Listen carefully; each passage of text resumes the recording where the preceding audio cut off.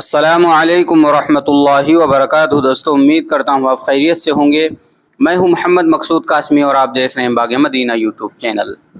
جمعیت علماء ہند کے صدر مولانا محمود اسعد مدنی نے اتر پردیش سرکار کے ذریعے کانوڑ یاترا کے روٹ پر مذہبی شناخت ظاہر کرنے والے حکم کی شدید مذمت کی ہے۔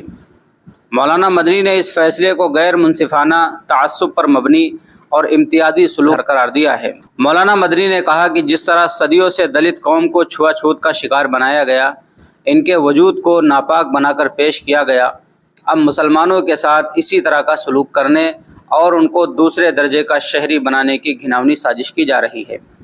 اس عمل سے اس ملک کی تہذیبی شناخت، اس کے نقشے، اس کی بناوٹ اور اس کی عظمت کو ناپاک کیا جا رہا ہے، جو مہاتما بدھ، چشتی، نانک اور گاندھی کے ملک میں کبھی بھی قبول نہیں کیا جا سکتا۔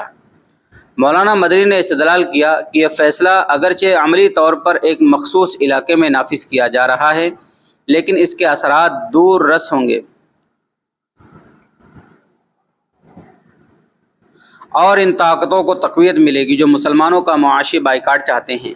نیز ملک دشمن عناصر کو اس سے فائدہ اٹھانے کا موقع ملے گا۔ مولانا مدنی نے اس امر کی طرف بھی توجہ مبذول کرائی کہ جن علاقوں سے کانوڑ یاترا گزرتی ہے وہاں مسلمانوں کی بڑی آبادی رہتی ہے۔ مسلمانوں نے ہمیشہ ان کے عقائد و نظریات کا لحاظ رکھا ہے اور کبھی ان کو کوئی تکلیف نہیں پہنچائی، لیکن اس طرح کے حکم کی وجہ سے فرقہ وارانہ ہم آہنگی کو شدید نقصان پہنچے گا اور لوگوں کے درمیان دوری اور غلط فہمی پیدا ہوگی۔ تو مولانا محمود مدنی صاحب کا یہ بیان ہے۔ انہوں نے کہا ہے کہ کانوڑ یاترا سے متعلق فیصلہ بلا تاخیر واپس لیا جائے۔ یوگی حکومت سے جمعیت علماء ہند کے صدر مولانا محمود اسعد مدنی کا مطالبہ ہے، کیونکہ ابھی حال ہی میں یو پی سرکار نے اس بات کو کہا ہے کہ جہاں جہاں سے کانوڑیے گزریں گے وہاں پر جتنی بھی دکانیں ہیں ان کو اپنی شناخت بتانی ہوگی، اپنی دکان کے اوپر نام لکھنا ہوگا اور اپنا نام بھی لکھنا ہوگا۔ اس طریقے کا جب فیصلہ آیا اس کے بعد بہت ساری تنظیمیں ہیں وہ اس کی مخالفت کر رہی ہیں۔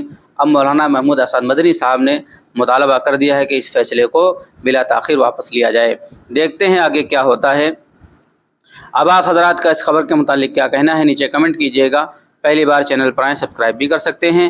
چلیے دوستوں، پھر ملتے ہیں انشاءاللہ جلدی کسی نئے ویڈیو میں۔ السلام علیکم ورحمۃ اللہ وبرکاتہ۔